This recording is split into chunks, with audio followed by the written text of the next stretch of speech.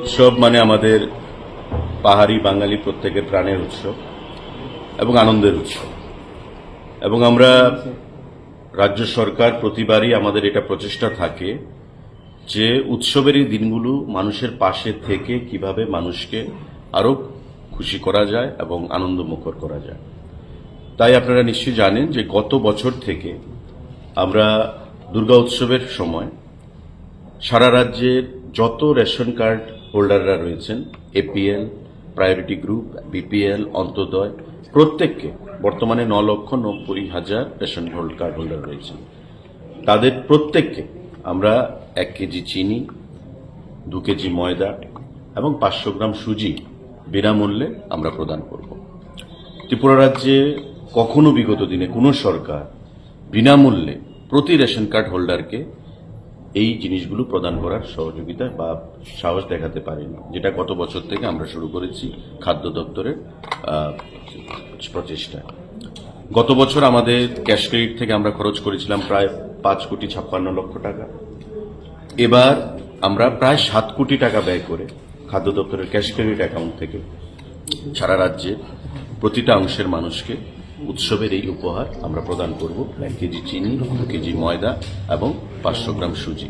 আমরা চাই এটা সামান্য উপহার হলেও গ্রামে গঞ্জে গরিব অংশের মানুষের মধ্যে, সমস্ত অংশের জনগণের মধ্যে সরকার বিনামূল্যে প্রদান করছে, এই যে এক্সপেকটেশন আমরা তৈরি করেছি গতবার থেকে, এটা এবারও আমরা পরিলক্ষিত করেছি।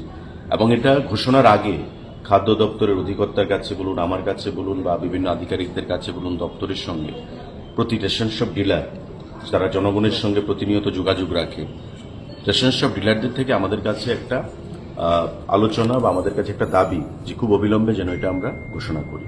তারপর আমরা মাননীয় মুখ্যমন্ত্রীর সঙ্গে কথা বলি এবং ওনারও ঐকান্তিক আমাদেরকে সহযোগিতা ছিল এবং আমরা সেটা উদ্যোগ নিয়ে গত পরশুদিন ক্যাবিনেটের মাধ্যমে আমরা এই সিদ্ধান্ত গ্রহণ করেছি।